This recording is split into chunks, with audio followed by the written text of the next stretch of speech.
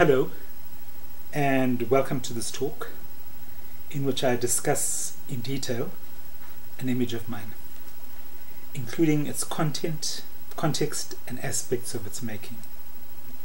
More details can be found in the video descriptions below.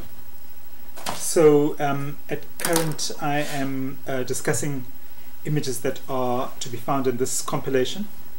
This is a 30-year retrospective, published about 10 years ago, so it's a bit dated. But it has the first sort of, up until that point, the first half of my working life, and there's been subsequent work to this later.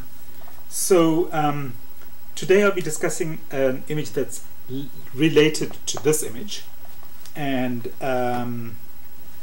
it is this image in particular, and I'll have, of course, an image inserted so it can be seen in greater detail. And the caption to this image, the label, reads, "The Green family in the last remaining house built by their ancestor John Donne. This house, built in the 1880s and a National Heritage Site, has been totally dismantled by land invaders. Mangeta, KwaZulu-Natal, 1982. 1982 makes it a very early image of mine. In fact, that was one of the very first of my more iconic images, shall we say, along with this image on the cover of this book, which is this particular image, and I've discussed it in the past already. They were done on the same shoot, and they are the same subject matter, if you like, both done in the same house. Donne being the operative word, John Donne, the home of one of the many houses of my ancestor and legendary, some would say notorious, transfrontier man, John Donne, who existed in that period of the 1880s, died soon after. And I made that image on a visit, which I've described in greater detail in a previous image, to interrogate this and investigate rather this past, the heritage and the an iconic site that was quite hidden from sight, not easily accessible and remote. I had to use a 4x4 vehicle to get there in those, I could have walked, to be honest, had I known where it was, on that very first visit. And I suppose because I was, it was all very new, I was new to photography, and I made these quite remarkable images that haven't been that easy to duplicate in later years. The image that I'm discussing now, this interior shot with its quite atmospheric conditions, the light, shadow and light, the interplay between shadow and light, and the design, the shadowy figures, the little white fluffy dog with all its connotations. All these things were just coalesced and came together to make quite a compelling image that spoke about, I suppose, the fleeting nature even of history, ancestry, heritage, kind of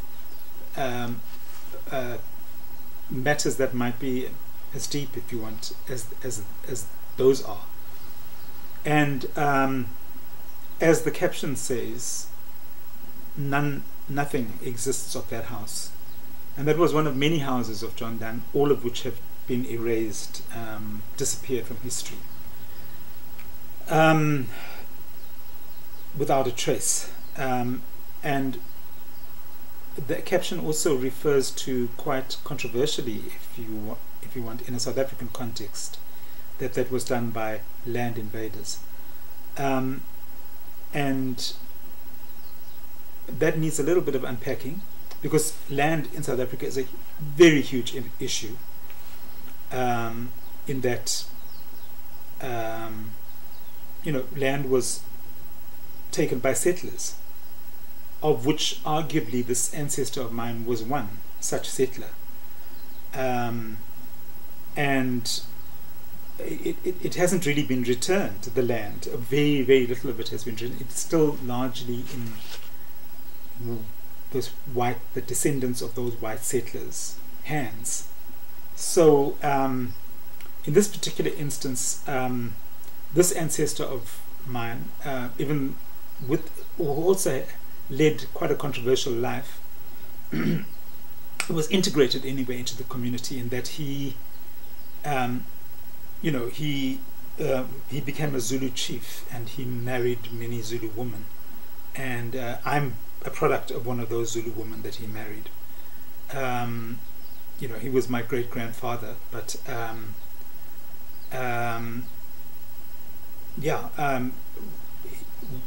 we have African ancestry, if you like. So it's not that clear cut in our case in particular, and he was part of a very tumultuous history, far too big a subject to enter for this sake of this image.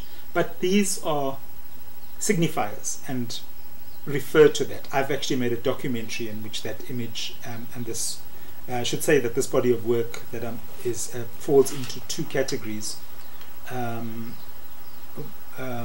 Actually one, which I call Blood Relatives, of which I made an exhibition, and also produced a documentary film. And it falls into these various categories that are quite deep. It's an hour-long documentary film that explores some of that heritage and history and looks at identity in that context. So yes, sometimes issues can be controversial and complex, if you like, and I think this was one such image that carries that gravitas of the complexity of that history. One that I've referred to, I think even in the documentary that I made, as being an image that I even now, 40 years later into my career, I don't easily make those kind of images, not as though I've acquired the skills to just like easily replicate that. Most photographers will know that you have moments when magic happens, and the others where you can really work really hard and you can produce technically proficient images, some even that are quite powerful and moving, but they just don't have that magic. And this image, I think, has that component to it. And so it's an image that I'm particularly